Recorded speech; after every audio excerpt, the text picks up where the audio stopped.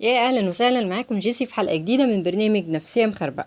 واتكلمنا في اخر حلقه قبل رمضان ازاي ما تخليش ابنك عنيد في 8 خطوات. وبعد كده لقينا شلبيه بتسال سؤال مهم جدا وهو: طب اعمل ايه لما يبقى قاعد يصرخ ويدبدب في الارض ما يسكتش غير لما ياخد الحاجة اللي عاوزها؟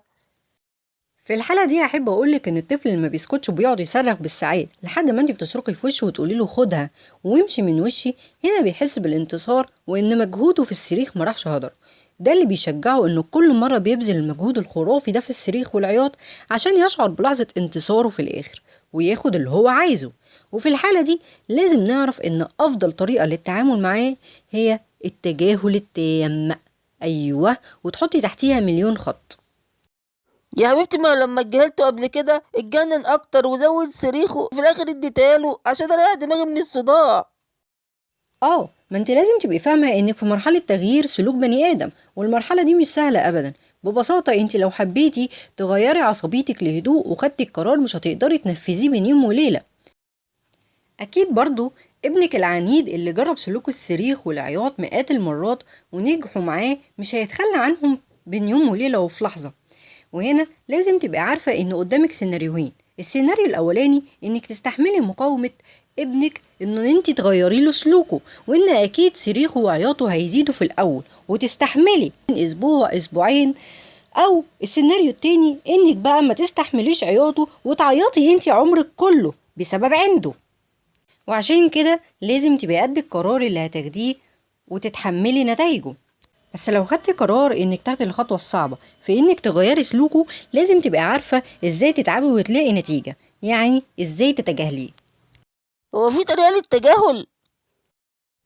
ايوه، في طريقة للتجاهل عشان تجيب نتيجة: انك تتجاهليه تماما، تبصي في تليفونك، تغسلي مواعينك عشان تقدري تتجاهليه من غير ما تصرخي في وشه، من غير ما تشتميه، من غير حتى بصتك اياها اللي بتحسسيه انك عاوزة تاكليه فيها. يعني تجاهل تام. انا عارفة ان الموضوع صعب مش سهل، بس للأسف اللي بيحصل انك بتبدأي تتجاهليه، بيصرخ اكتر، بيدبدب اكتر، وساعتها بتبدأي تفقدي اعصابك وتبصي له بصتك اياها. وهنا الطفل بقى ذكي جدا، يبدأ يفهم انه كسب بونت عليكي وانك بدأت تفقدي اعصابك، فيزيد في خطته ويزيد في عصبيته ويزيد في دبدبته لحد ما يفقدك اعصابك بشكل تام وتديله الحاجة اللي هو عايزها.